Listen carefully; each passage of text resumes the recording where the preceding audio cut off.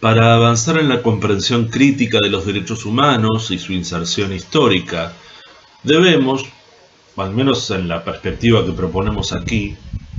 analizar las prácticas sociopolíticas ligadas a ellos, y para eso es necesario, a su vez, ¿no?, que confluyan en el análisis la reflexión acerca de esas prácticas, de los derechos,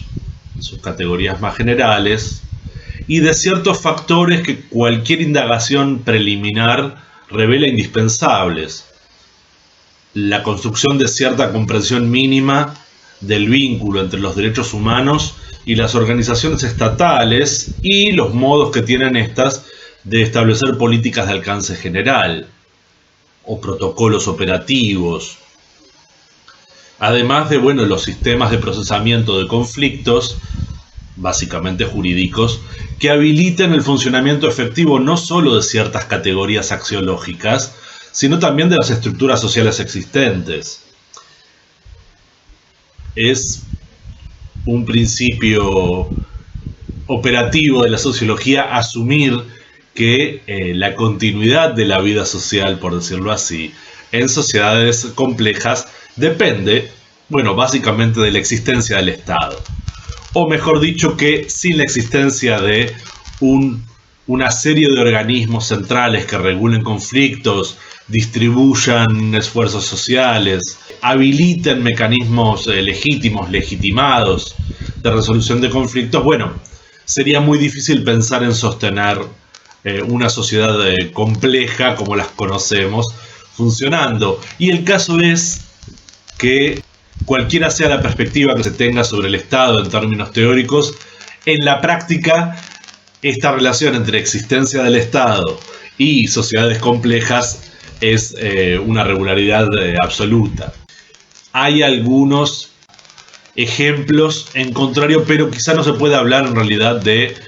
sociedades complejas, sino de agrupaciones de sociedades ligadas culturalmente. Estoy pensando, por ejemplo, en el mundo celta o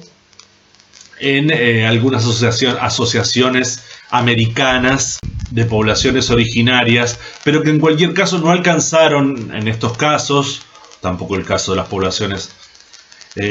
norafricanas previas al avance islámico. No es posible pensarlas en realidad como una única unidad societal, porque en realidad se trata de unidades independientes vinculadas culturalmente, que eventualmente establecían algunos vínculos entre sí, pero que no eran vínculos interdependientes. En definitiva, la experiencia de las sociedades complejas, especialmente las de matriz occidental moderno que conocemos, están vinculadas a la existencia del Estado y la presencia de un conjunto amplio y extenso de aparatos estatales. La razón principal, en última instancia, es la necesidad compulsiva, imperativa, quiero decir, de que existan mecanismos de gestión de las tensiones sociales, que son muy amplias, diversas, variadas y profusas en cualquier sociedad contemporánea, especialmente en el contexto general del capitalismo tardío global, que, como vemos, a su vez están insertas en circuitos, mecanismos institucionales y problemas globales. Un tema al que quizás podamos volver en la última parte de la asignatura, cuando pensemos la relación entre los derechos humanos y la sociedad propiamente dicha, según es el estado contemporáneo de la misma, ¿no? Respecto de la sociedad global, por supuesto, no se trata de minimizar tampoco la mundialización, tanto del sistema económico, en algunos sentidos también político, sino también de muchos problemas y procesos contemporáneos. Pero sí se trata de atender a que los mecanismos de procesamiento de conflictos existentes pasan todavía por la actividad y la referencia estatal. No hay auténticos organismos supranacionales que funcionen sin referencia a los estados. Pongamos, por ejemplo, el funcionamiento efectivo de los sistemas internacionales de protección de derechos humanos. Sea porque así lo establecen los protocolos o porque son los únicos medios para alterar políticas o conductas sociales que afecten a personas o poblaciones puntuales y localizadas, es decir, al margen de las meras declaraciones generales, toda corte, organización, agrupación, colectivo internacional o cualquier otra forma de organizar un reclamo o expresar siquiera una preocupación deberá en alguna instancia hacer referencia a ciertas prácticas estatales que por acción u omisión estén habilitando ciertas prácticas o que incluso sean partícipes directos de esas mismas prácticas. Esta condición se verifica a su vez en el principio operativo práctico, que impone que el prerequisito general para acceder a estos sistemas internacionales de protección de derechos sea el agotamiento de las instancias nacionales de defensa de derechos, lo cual lógicamente puede suponer un obstáculo importante, de hecho muy frecuente que así sea, y en cualquier caso es un dispositivo de dilación generalmente determinante. Quiero decir con esto, en la práctica de los organismos internacionales de defensa de derechos humanos, muchas veces la resolución sobre un problema planteado, es muy posterior al acontecimiento. Y en este caso, si bien se pueden promover políticas de compensación, rara vez se llega incluso a establecer una política de mitigación del daño, ni hablar, por ejemplo, de prevención del daño, porque en esta estructura de defensa de derechos se presupone, con muy poca prueba documental, porque así funciona el sistema, que los estados en principio están haciendo su trabajo de defender los derechos humanos. De hecho, en este caso, la existencia de alguna excepción contrafáctica, que resulta de todos modos bastante difícil de imaginar, no impide observar en la práctica que cuando los sistemas de protección de derechos humanos se activan, a cualquier escala, local, nacional, regional, internacional, lo hacen teniendo también a los estados y sus políticas vigentes como referencias. Se refiere a esa acción. Claro, por supuesto, como dije antes, puede ser también la omisión. El Estado debería hacer esto que no está haciendo, o debería dejar de hacer esto que está haciendo, ¿verdad? En ningún caso se activa una respuesta internacional automática de defensa de derechos, los cuales usualmente ya fueron vulnerados mucho tiempo atrás. Es bastante más probable que algún otro discurso de defensa de valores, el de la seguridad, el de la defensa nacional, se active antes, conforme a algún tipo de respuesta práctica, pero en ese caso también será algún estado el que determine esa respuesta, o eventualmente un entente o un conjunto de estados alineados,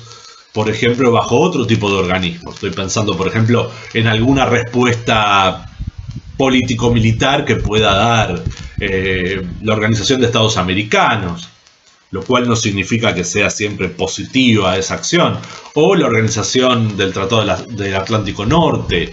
o la Unión Europea, que son organizaciones muy consolidadas, pero que actúan a propuesta de alguno o algunos de sus Estados miembros. Se asumen como constituidas por Estados, lo dicen en general sus propios nombres, y en este sentido el Estado como unidad política determinante en estas cuestiones sigue siendo predominante, ¿no? De este modo, a la crítica a la universalidad presunta de los derechos humanos como catálogo de valores y prácticas socialmente legítimas, en el sentido de la pretensión de validez argumental y formal que esbozara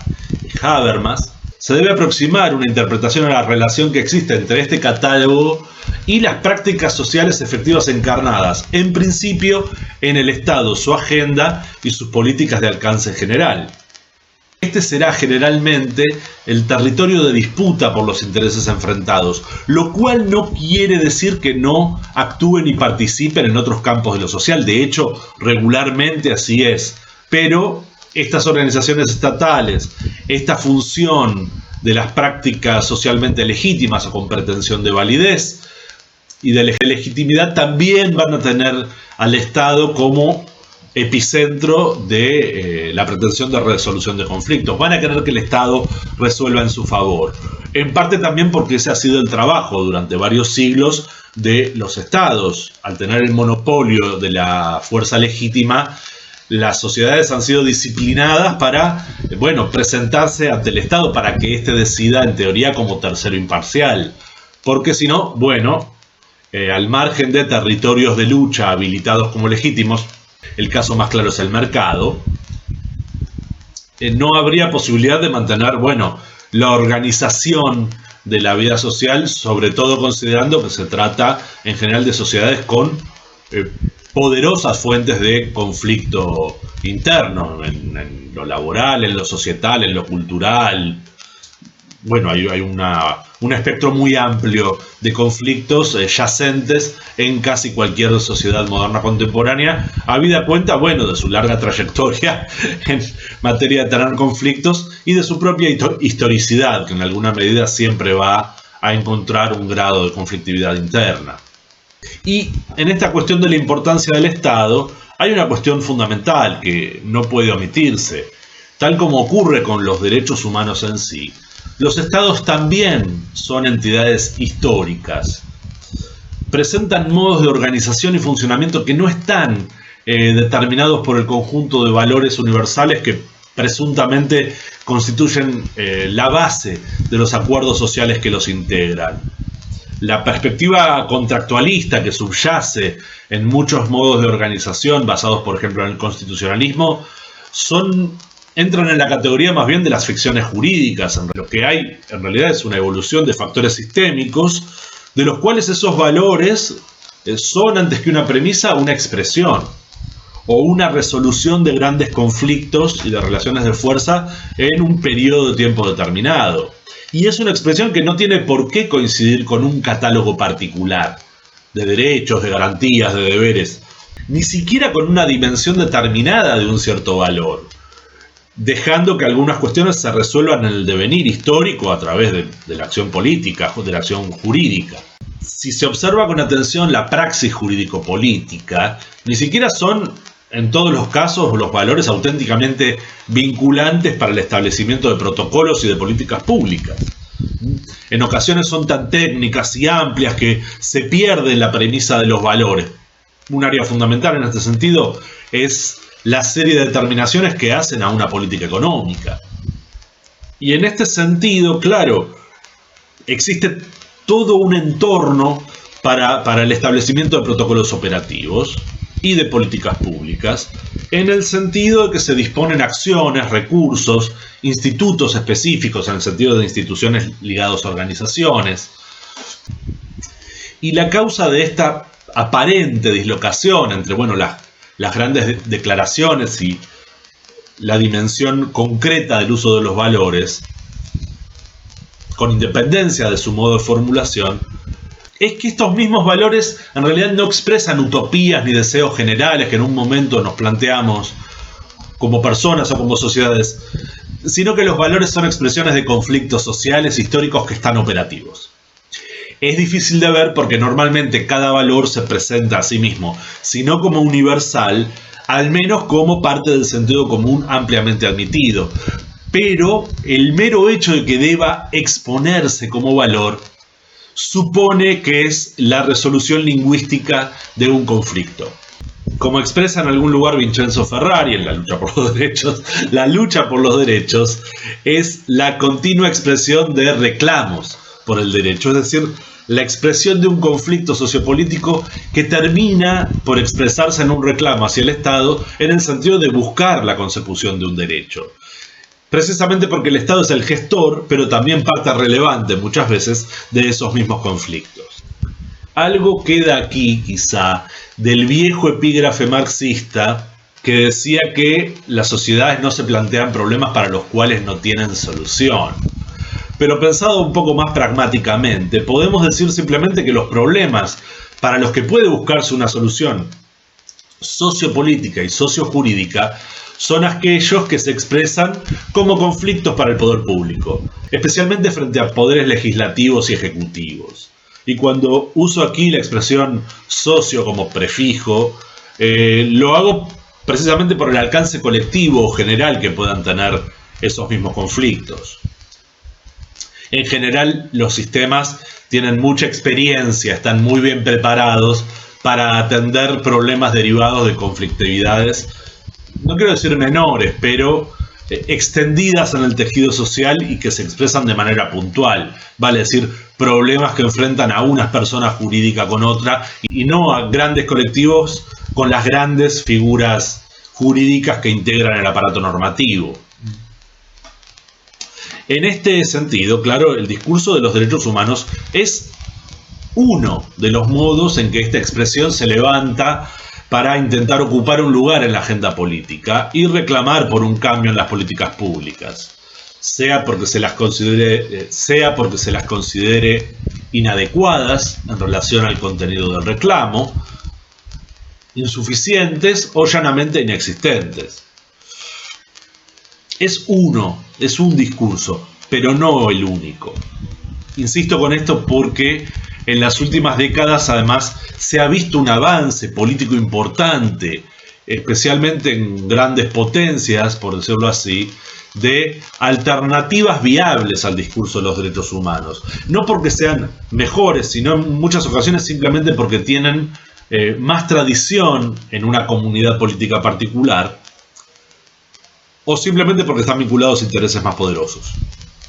Esto también es muy frecuente, a los cuales quizá parte del discurso de los derechos humanos les resulte incómodo o poco tratable, ¿sí? Y sin decir que no vale, en la práctica se desenvuelven a partir de otros discursos operativos. Pero aquí está también el destino bastante trágico de muchos reclamos basados en valores. No solo entran en conflicto estos reclamos con quienes sostengan directamente valores y creencias axiológicas opuestas, expresadas por supuesto en praxis sociales, si no, no tiene impacto todo lo que estamos diciendo, sino también que los reclamos basados en valores entran en competencia con otros reclamos que suelen ser periódicos o recurrentes y que pueden también reclamar idéntica legitimidad valorativa y muchas veces similar urgencia. En una sociedad compleja muchas cosas pueden, por decirlo así, funcionar realmente mal al mismo tiempo, sea que afecte a los mismos colectivos, a colectivos diferenciados, a mixturas de colectivos. Es un panorama que complica mucho la observación de qué es lo que debe hacerse desde el punto de vista estratégico y táctico. Es usual que, observando un panorama concreto, ¿no?, que estos reclamos sean relativamente más débiles. Quiero decir que cuando se alza un reclamo basado en valores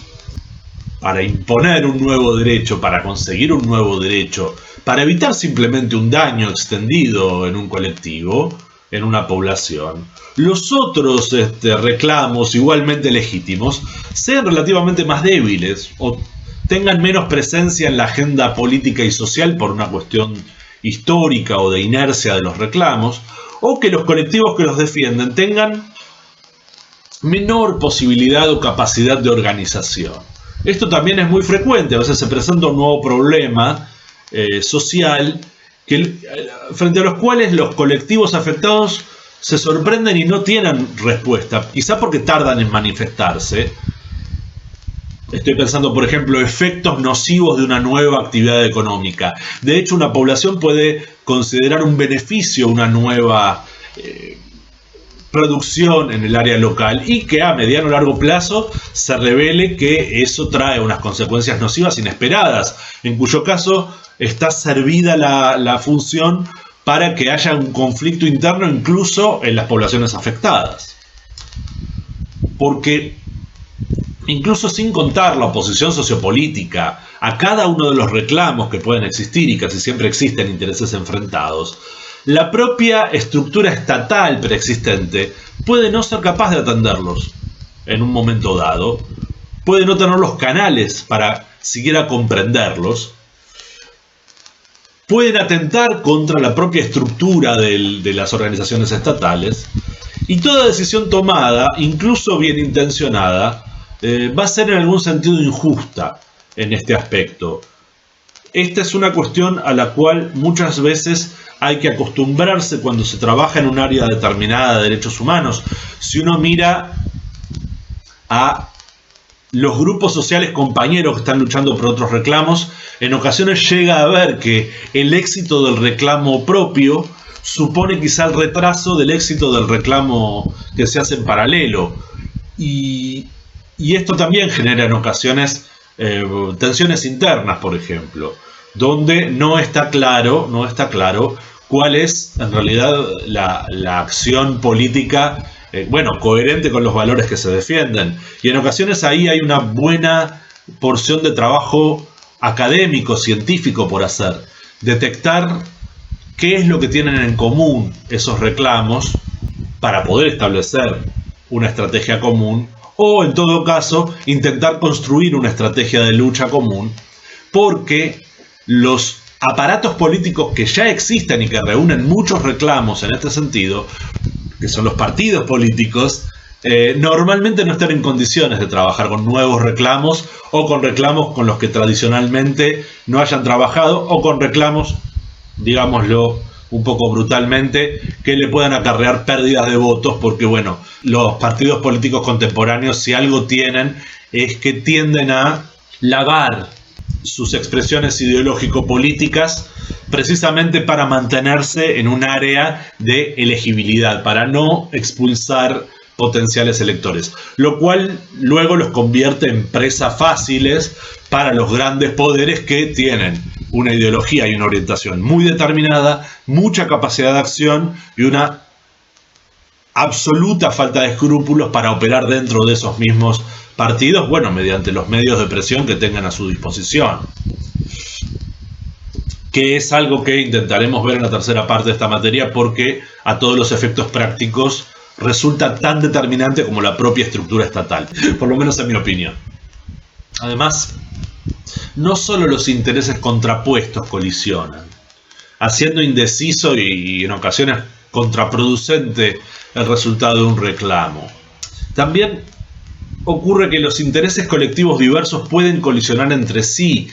hasta cuando en ocasiones son defendidos por las mismas personas. Y esto ocurre porque los medios, los canales institucionales por los que transitan, en los que establecen sus estrategias de lucha, por una parte son limitados en cuanto a los recursos totales disponibles, y hay una lucha por los recursos, y por otra parte porque esos mismos canales están dotados de cierta inercia estructural, funcional, que es un problema sociológico fundamental que suele pasar desapercibido incluso a muchos sociólogos del derecho. En muchas ocasiones cambiar la ley, la letra de la ley, no significa cambiar las prácticas de las organizaciones estatales involucradas, sencillamente porque estas son ya demasiado extensas y complejas. Piensen, por ejemplo, en los sistemas de salud, de justicia o de educación. Son inmensos. Cambiar sus orientaciones más amplias es muy difícil. Tienen muy complicado modificar sus estructuras sin tener que producir enormes cambios que a veces son insostenibles para los recursos presentes. Y cuando hablo de recursos no me refiero a recursos económicos, ni siquiera principalmente a recursos económicos, sino a veces simplemente a recursos cognitivos, organizacionales e ideológicos. Y en otros muchos casos es el propio formato institucional, la legitimación del reclamo por vía legislativa y las prácticas políticas y jurídicas asociadas. A veces es este propio formato institucional, decía, lo que domestica el reclamo sin que eso conlleve una mitigación o una corrección suficiente de las condiciones que motivaron el reclamo. En realidad, claro, en estos casos los conflictos de base serán reprimidos más bien por vía simbólica. Se los desplazará del centro de la agenda gracias a una modificación menor, pero es razonable suponer que si los conflictos de base permanecen activos, terminarán por emerger nuevamente en forma periódica. Diversos procesos sociales vinculados a instituciones basadas en la discriminación, por ejemplo, tienen un recorrido consistente en este sentido, incluyendo ciertos aspectos de los conflictos étnicos, identitarios, raciales y de género, teniendo en cuenta que todos estos y muchos otros conflictos sociales son en sí mismos extremadamente complejos y no conviene a priori encerrarlos en una categoría o en una estrategia de lucha unívoca, porque además generalmente no se da de esa manera en la experiencia histórica, porque nuevamente cómo los derechos humanos, cómo los estados, los propios conflictos son históricos y tienen un carácter evolutivo, muchas veces dialéctico, que debe ser apreciado en su complejidad. El trabajo que tiene el observador de los derechos sociales y bueno, de las personas que quieran trabajar en este área es siempre muy complejo. Sí, es realmente muy complejo. En cualquier caso, la advertencia se refiere a los eventos de victorias políticas que aparecen de vez en cuando y que pueden parecer definitivas, pero que pueden mostrarse menores, eventualmente, insustanciales o pírricas, porque además hay que acordarse que cuando se resuelve un conflicto en favor del propio reclamo, eso no significa que la nueva política pública, incluso en el mejor de los términos que se consiga, sea irreversible. ¿Por qué? Bueno, porque las fuerzas derrotadas pueden reagruparse y ahora presentar por su parte un nuevo reclamo. Y hay aspectos en los que esto es mucho más una constante que una excepción. Entonces, el propio reclamo intercalado se convierte en parte de la lógica del sistema. Vuelvo a traer ejemplo de la política económica, ¿sí? Y los intereses enfrentados, que no solamente son la lucha de clases, sino muchas veces intereses sectoriales dentro de las propias clases dominantes e incluso intereses que no parecen ser opuestos, pero que en la práctica lo son, de sectores subordinados, porque, bueno, son reclamos al Estado que distribuyen los recursos en ocasiones, bueno, sin satisfacer los reclamos de partes que en teoría recibieron una respuesta afirmativa a los mismos. Otra cuestión más es que si bien a largo plazo las modificaciones que piden los reclamos pueden producirse, muchas otras veces las propuestas de cambio son absorbidas formalmente y neutralizadas en la práctica. Es decir, se gana la lucha formal por los derechos, por nuevos servicios o se ganan promesas de acabar con un determinado flagelo, problema, conducta, y en la práctica, bueno, se omite hacer lo que se debería hacer para cumplir con ese acuerdo, incluso aunque la ley siga diciendo lo que dice. En ningún lado dice la ley nacional que la trata de personas sea legítima, legal o autorizada bajo ninguna circunstancia. Y sin embargo, no es una regularidad social que haya cambiado en sus dimensiones fundamentalmente gracias a la acción del Estado, ni a ninguna otra acción. Es un problema de una magnitud, bueno, tremenda, enorme en función del daño humano que causa y no siempre está en primera línea de agenda político-social. Es una parte importante entonces de la reflexión crítica sobre los derechos humanos la observación de todos estos recorridos históricos efectivos de las luchas por los derechos, lo cual vuelve mucho más complicada la observación de lo que puede figurarse una mirada más ingenua o voluntarista sobre los derechos humanos. Esto, por supuesto, no significa que no existan éxitos significativos. Claro que los hay. Pero en procesos sociales de gran calado y cambios de largo plazo, la observación crítica debe analizar tanto las circunstancias efectivas de ese éxito puntual como las consecuencias inesperadas para otros reclamos. No solamente porque podemos causar un daño a otros sectores sin proponérnoslo, quitándoles recursos, por ejemplo, para sus propias luchas y necesidades, sino porque a veces en luchas históricas de largo plazo los cambios se producen no tanto por una victoria del bando que sostiene un reclamo, sino porque hay otros cambios sociales históricos funcionando que se alinean más en ese sentido. Y como toda forma de lucha social o de evolución social debe tomar alguna forma discursiva, a veces toma esa forma discursiva, parece que se produce un avance social en un sentido determinado, pero lo que ha ocurrido es que ha cambiado la estructura subyacente y por lo tanto posiblemente también las tensiones subyacentes. Entonces van a tomar los problemas una nueva forma. Y a veces leyes por las que luchamos mucho, en un momento decimos, opa, se ha vuelto un bloqueo para nuevas mejoras. ¿Sí? Esto es algo que ocurre bastante en las políticas públicas de amplio alcance. Políticas educativas, por ejemplo, son sumamente sensibles en el largo plazo a que, bueno, grandes conquistas puntuales después reviertan por la lógica del sistema en banalidades repetidas. Invito a cualquiera que así lo desee a revisar la currícula y los efectos prácticos de estas cuestiones por ejemplo, en la formación primaria y secundaria en Argentina, en general en todo el país, y se va a ver con bastante claridad que algunas cosas fundamentales se vuelven banales, accesorias, pierden contenido crítico para pasar a formar parte del conjunto de cosas de las que se debe hablar en el colegio, pero que a nadie da en definitiva tanta importancia cuando se trata de pasar de allí a un cambio de políticas públicas. Aunque casi siempre se trata de analizar situaciones de alta complejidad,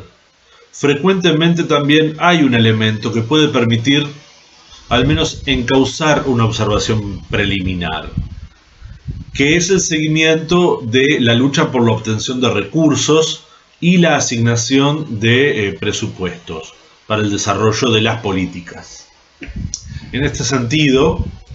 de poco vale conseguir que la política pública cambie a través de un cambio en la letra de la ley, en un ordenamiento jurídico particular. Los cambios efectivos se dan únicamente cuando los desarrollos legislativos modifican, a través de procedimientos precisos, prácticas sociales directamente vinculadas al tópico de discusión, de aplicación. Y aún entonces, cuando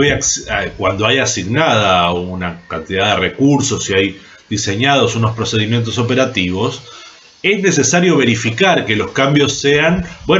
de la variedad y amplitud suficientes, que no sean cosméticos. Y no solo porque la insuficiencia es en sí un incumplimiento del alcance esperado de una nueva política, sino porque hace más posible su reversibilidad o su vaciamiento a través del vaciamiento de esos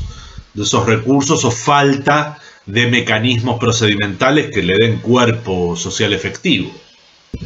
Como puede apreciarse, entonces, no se trata simplemente de determinar qué valores son buenos y cuáles son malos cuando se ponen en relación unos con otros y entran en conflicto. Y es algo que la Declaración Universal de Derechos Humanos omite con bastante descaro,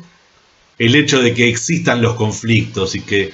el mero hecho de declarar un valor como bueno no lo hace efectivo. Sino que, hay que apreciar que hay un buen número de complicaciones al momento de analizar seriamente el estado de la cuestión, de cada cuestión particular. Es por esta razón que, por mi parte, valoro mucho el trabajo de investigación sobre cada materia cuando su producción es, metodológicamente seria, porque incluso cuando los valores que allí se defiendan, porque no hay neutralidad valorativa, no coincidan con los míos, un buen trabajo de investigación ofrece mejores herramientas de análisis de pronto que ciertas tesis militantes que no profundizan en las complejidades de un caso y no lo sitúan apropiadamente en su contexto, simplemente porque quienes los producen consideran que su posición es moralmente correcta. Y claro, cuando se asume que la posición es moralmente correcta y no cabe discusión, que por lo tanto se deberían movilizar inmediatamente y en cierta dirección los poderes públicos correspondientes, con los recursos, con las modificaciones necesarias, termina funcionando como un principio de pensamiento mágico que no suele encontrar eco en la realidad. Y que si lo hiciera sería probablemente peligroso para la propia posición que se quiere defender. Un trabajo de investigación serio toma en consideración incluso todo aquello que sea incómodo para la propia posición. Porque, es mucho más consistente respecto de la posibilidad de elaborar tácticas y estrategias eficientes. No se trata de resignar valores, se trata de, bueno, procesarlos inteligentemente. Una de las singularidades del caso es que cada valor general que podamos nombrar, cualquiera, igualdad, libertad, amor, tolerancia, bueno, cada valor tiene en la práctica diversas dimensiones y muchos modos prácticos que pueden eventualmente incluso colisionar entre sí, anulando la referencia a sí mismo al valor como motivo o causa última de una posición en disputa. Sirve de poco clamar por el derecho a la vida o a la dignidad cuando la otra parte a la que nos enfrentamos y que promueve una política en dirección diferente a la nuestra recurre al mismo valor para plantear su posición. Y sin importar que estemos convencidos de que sus argumentos al respecto son inválidos, banales o incluso estúpidos, porque la contraparte está igualmente convencida de que son los nuestros los argumentos inválidos y abominables.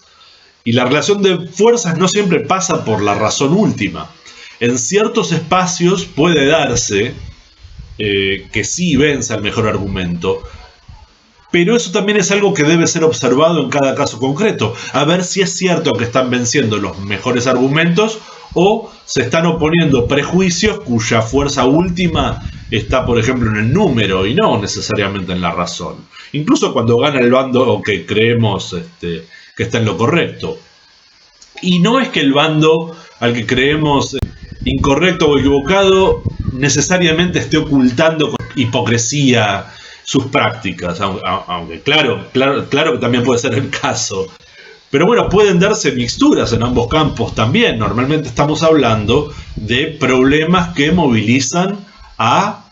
bueno, una diversidad de agentes sociales, algunos de los cuales pueden ser hipócritas y otros que pueden estar verdaderamente peleando por el valor que consideran fundamental, importante y defendible. O sea que vale la pena que dediquen su tiempo, como nosotros dedicamos nuestro tiempo a defender los valores que creemos importantes. Se suma a esto que el discurso de los derechos humanos no solo suele ser insuficiente para abarcar problemas de ciertos sectores poblacionales o condiciones ambientales, etnia, edad, género, identidad son tópicos habituales en este punto, y eso se refleja en la existencia de instrumentos específicos paralelos a la Declaración Universal de Derechos Humanos. En este sentido, ¿no? Los derechos humanos conviven con otros discursos de defensa de valores que utilizan a veces parámetros de interpretación muy diferentes, bueno, para los mismos valores nominales, con resultados en ocasiones opuestos en lo que son las pretensiones prácticas de acción de las organizaciones estatales. Hay discursos vinculados a estructuras simbólicas religiosas, nacionalistas, raciales, culturales, clasistas, que sean o no explícitas en la agenda y la arena política que utilizan, bueno, circulan y establecen parámetros de lucha y de resistencia utilizando diversas estrategias, más o menos explícitas, entre las cuales una muy importante por su frecuencia y efectividad es la propia defensa de los institutos y estatutos jurídico-políticos imperantes. O sea, a veces ganan simplemente por oponerse a la modificación, no porque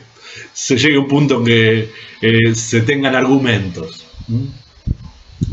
Me refiero al evento concreto que se supone se está discutiendo. Por ejemplo, cuando se centra la discusión en lo que significa el matrimonio, entonces no debe haber matrimonio de gente del mismo sexo, la misma identidad sexual o ninguna combinación que no sea la clásica cisgénero heterosexual, porque esa es la definición de matrimonio. Eso no es un argumento, simplemente se está defendiendo el orden jurídico político imperante mediante la falta de debate lingüístico. Nuevamente, poco importa que algunos argumentos sean artilugios o sofismas, sino que es relevante que tengan o no capacidad de conservar o alterar, en lo que suponen que es su propio beneficio, las condiciones de funcionamiento del sistema jurídico político. Porque, en definitiva, de lo que se trata es de mantener las tensiones sociales y las prácticas en cierto estado derivado de intereses que pueden ser más o menos objetivos, pero que tienen raíces históricas y prácticas sobre las que se instituyen esos procedimientos y protocolos existentes. Por muy procedimental que sea el procedimiento procedimentalizado, implica una buena porción de ideología detrás. Finalmente, toda esta serie de procesos interconectados sitúan a las diferentes luchas por los derechos humanos y otros modos de concebir valores en un entramado complejo, en donde las instituciones estatales y su trayectoria ocupan, creo que se ve con claridad, un espacio estratégico que, bueno, tenemos que tomar en consideración, y que lo que es quizás lo más importante de todo esto, trascienden los contenidos de la letra, de los ordenamientos jurídicos y de las instituciones construidas en torno a catálogos de derechos y obligaciones, como la Declaración Universal, pero también las constituciones, porque la praxis jurídico-política, sin dejar de mostrar regularidades vinculadas a esa trayectoria y el estado efectivo de las relaciones de fuerza, bueno, posee componentes dinámicos que deben ser relevados en una observación rigurosa de la realidad social en los aspectos que estamos tratando aquí.